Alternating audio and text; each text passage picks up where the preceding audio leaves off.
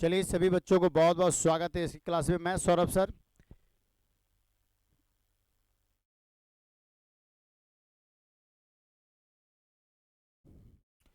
ठीक है बाबू। तो कैसे हैं मेरे विद्यार्थी? सब ठीक ठाक ना? पढ़ाई लिखाई अच्छे से चल रहा है ना?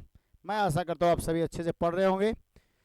तो चलिए आज हम लोग अगला चैप्टर देख रहे हैं, हिंदी का 9वां चैप्टर, अभिनयों यानी वस्तुनिष्ठ प्रश्न हम लोग कर रहे थे हिंदी का। ठीक है बाबू। तो चलिए बिना टाइम खाते हुए हम लोग सीधा क्वेश्चन की ओर चलते हैं, क्योंकि आज हमें जल्द से जल्द क्वेश्चन को समाप्त करना है, क्योंकि एग्जाम भी आने वाला है आप लोगों का। मजा आ जाएगा, है ना? दूसरे एग्जाम में ना हिला देना है। तो चलिए शुरुआत करते हैं। पहला क्वेश्चन देखिए, श्री गणेश का नाम लेकर अभिनयों में साथ रहकर लगभग 30 संयुक्त कविताएं लिखी थी। बताइए कि क्या हो जाएगा इसका आंसर मेरे भाई? बोलिए जल्दी से। इसका आंसर क्या हो जाएगा मेरे दोस्तों? आपके पास हर क्वेश्चन का 10 सेकंड है, आप जवाब देने के लिए रेडी रहेंगे, है ना? चलिए, यानी ऑप्शन नंबर डी आपका सही जवाब हो जाएगा। कलम चेंज कर लेते हैं। Option number D for Devasena आपका सही जवाब हो जाएगा बाबू, है ना? अनर्थ वृत्ता रेन शाह और पाल एलुराल ने। चलिए क्वेश्चन नंबर 2 की ओर चलते हैं। अशोक वाजपेयी के माता पिता का नाम क्या था मेरे बच्चे लोग?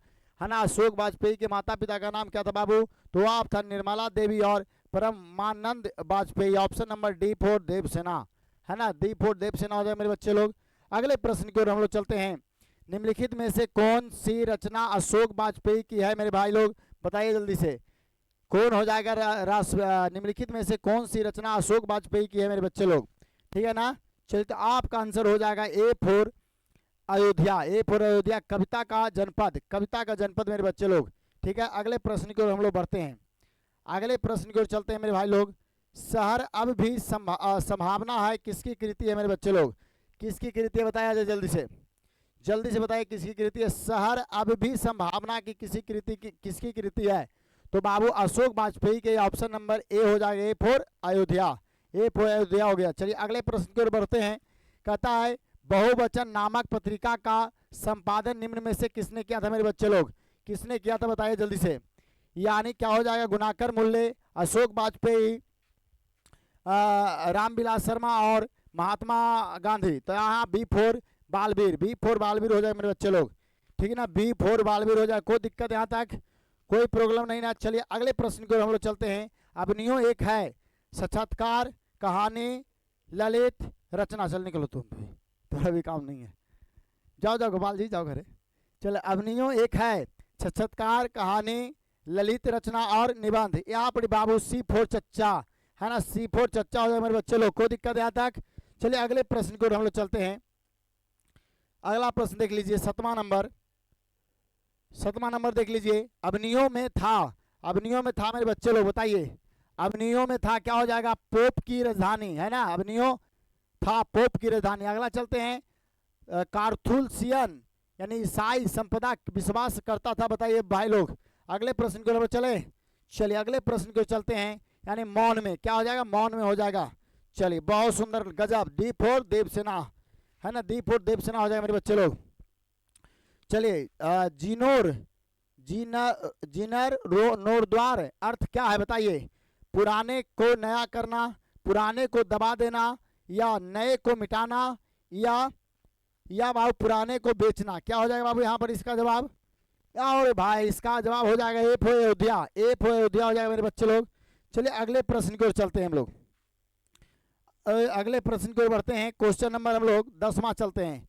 अशोक वाजपेयी के द्वारा, अशोक वाजपेयी के द्वारा कौन सी पत्रिकाओं का संपादन किया गया था मेरे भाई लोग? है ना? कौन सी किया गया था बताइए जल्दी से।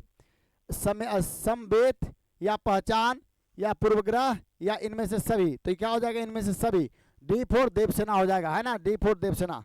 चलिए अगले प्रश्न की ओर चलते हैं।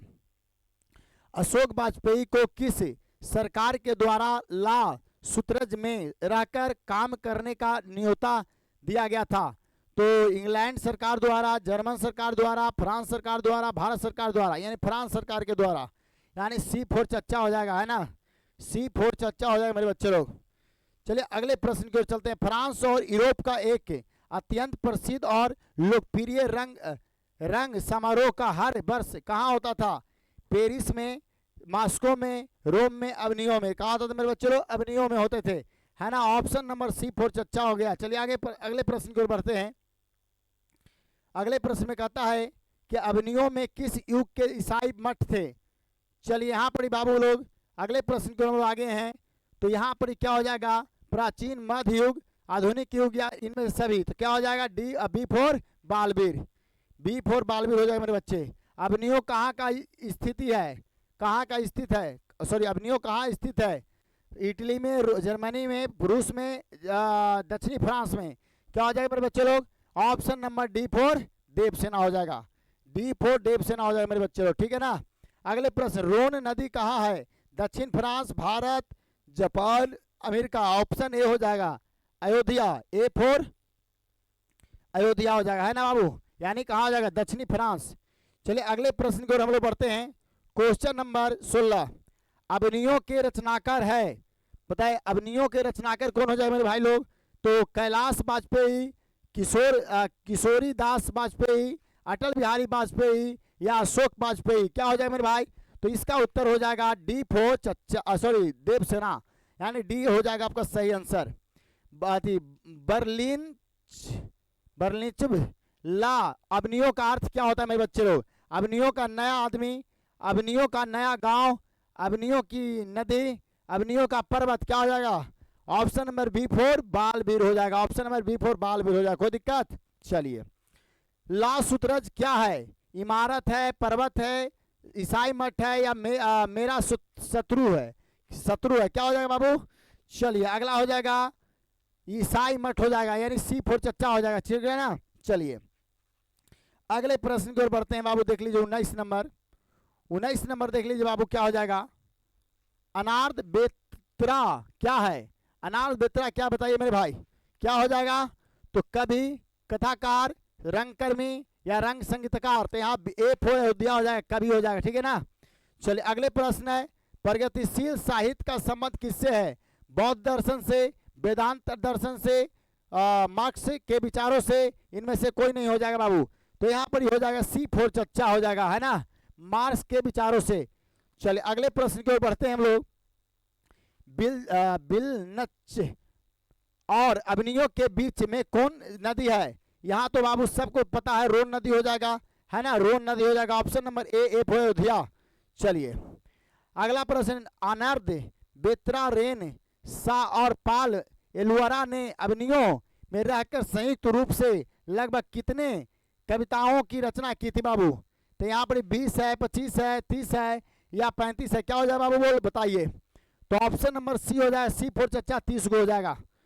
चलिए हम लोग आधे क्वेश्चन को रिपीट दिए बाबू, है ना, ढंग से पढ़ते रहना है, पूरे क्वेश्चन का प्रैक्टिस करना बहुत ही जरूरी है दोस्तों। इन चीजों को, बातों को समझिए, जितना प्रैक्टिस करेंगे आप उतना ही क्लियर होगा आपका एग्जाम, यानी आपकी सफलता उतना ही बेहतरीन होने वाली है ना। सफलता इतनी गजब की होगी कि देखते रह जाएगा दुनिया, जलते रह जाएगा पड़ोसी, है ना। और हर घर में मिठाई बांटना जो आपसे देखकर जल रहा होगा, है ना, खुशी से बांटना, जला कर नहीं। चलिए अगला बढ़ते हैं हम लोग। अशोक वाजपेयी का शत्रुज में कितने दिनों तक रहे थे, बताइए। 29 दिनों, 19 दिनों तक के लिए, हिंदी में लिख दिया 19 दिनों, ए फॉर अयोध्या। अवनियों पाठ गद्य की कौन सी विधा है, बताइए। कहानी है, यात्रा वृत्तांत है, उपन्यास है, लेखा चित्र है, बताइए मेरे भाई। तो ये तो यात्रा वृत्तांत ही हो जाएगा, B for Balveer, B for Balveer हो जाएगा। चलिए अगला है, पिकासो क्या था, पिकासो क्या था मेरे बच्चे लोग, बोलिए। पिकासो था आपका उपन्यासकार, है ना, option number D for Devasena, D for Devasena हो जाएगा मेरे भाई। चलिए अगले प्रश्न को चलते हैं हम लोग, बताइए अशोक वाजपेयी का जन्म कब हुआ था बाबू। अशोक वाजपेयी का जन्म कब हुआ था मेरे भाई, जनवरी 1944 में, 21 जनवरी 1943 में, 6 जनवरी 1941 में या 6 जनवरी 1940 में। तो यहाँ सी फॉर चच्चा हो गया बाबू, सी फॉर चच्चा।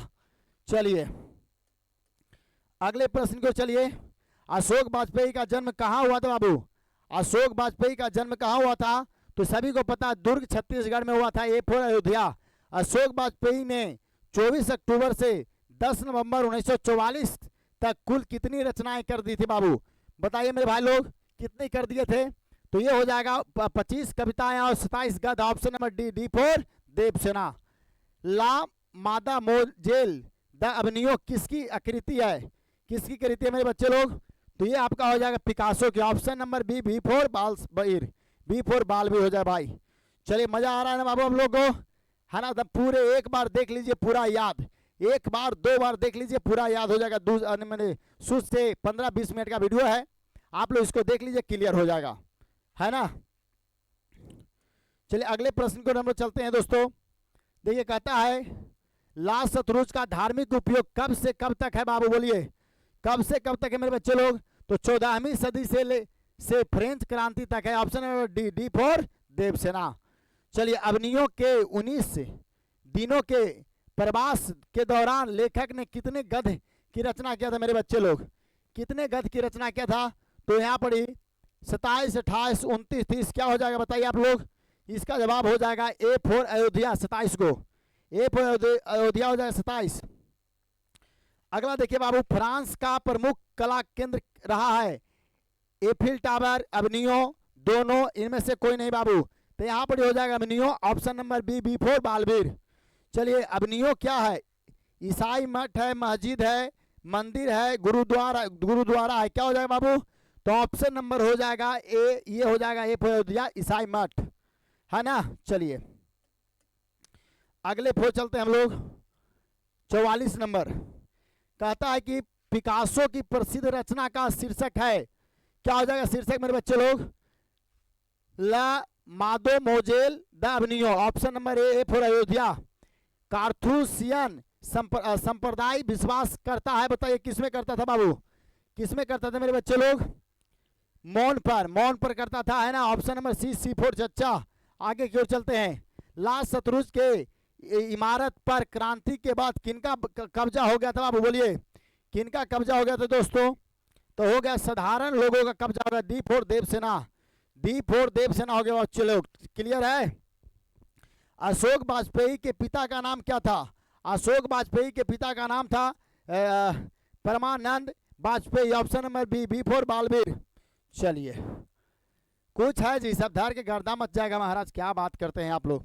अगला क्वेश्चन है, अशोक वाजपेयी की फ्रेंच सरकार द्वारा दिया जाने वाला पुरस्कार क्या था मेरे भाई लोग, क्या था बाबू बोलिए। Officer of the order of cross. Option number A for Ayodhya, सही है। अवनियों किस नदी पर स्थित है, रोन नदी पर, इसको 2 बार आ गया। चलिए अवनियों किस नदी पर, रोन नदी पर हो जाएगा, A for Ayodhya, A for Ayodhya हो जाएगा। चलिए आगे चलते हैं, अगले प्रश्न की ओर चलते हैं। क्या कहता है बाबू, बिलनत क्या है बताइए। 40 का उत्तर क्या हो जाएगा दोस्तों। तो यहाँ पर क्या कहते हैं, एक शहर, एक छोटा सा गांव, एक नदी, एक झील, क्या होगा बोलिए। द मोस्ट टाइट करके रखना है दाम, एग्जाम में बैठो तो देखते क्वेश्चन थर थर कांपने लगे। यानी आपका एक छोटा सा गांव था अवनियों। प्रत्येक वर्ष अवनियों में कैसा समारोह आयोजित किया जाता था बताइए। रंग समारोह, धार्मिक समारोह, विश्व कप और राष्ट्रमंडल लेख। यानी ऑप्शन नंबर ए, रंग फोर, सॉरी ए फोर अयोध्या। चलिए यहाँ तक इस तरह कोई दिक्कत नहीं ना, मजा आ रहा है ना आप सभी विद्यार्थीगण को, है ना। वीडियो को एकदम पूरा देखना है, मजा आ जाएगा लास्ट तक। एक एक क्वेश्चन इसी से आएगा, इससे पार नहीं होगा, गारंटी है मेरा। चलिए रोन नदी के किनारे बसे शहर का नाम क्या है, लंदन, लाहौर, अवनियों, लखनऊ, क्या हो जाएगा बाबू। चलिए यहाँ पर ही कोई दिक्कत, अवनियों हो जाएगा, क्या हो जाएगा, अवनियों, अवनियों हो जाएगा बाबू। लेखक कितने वर्ष पहली बार अवनियों आ गए थे, 15 वर्ष, 5 वर्ष, 10 वर्ष, 12 वर्ष, क्या हो जाए बाबू। तो ऑप्शन नंबर 10 वर्ष पहले आए थे, सी फोर चच्चा। चलो अगला प्रश्न की ओर हम लोग चलते हैं।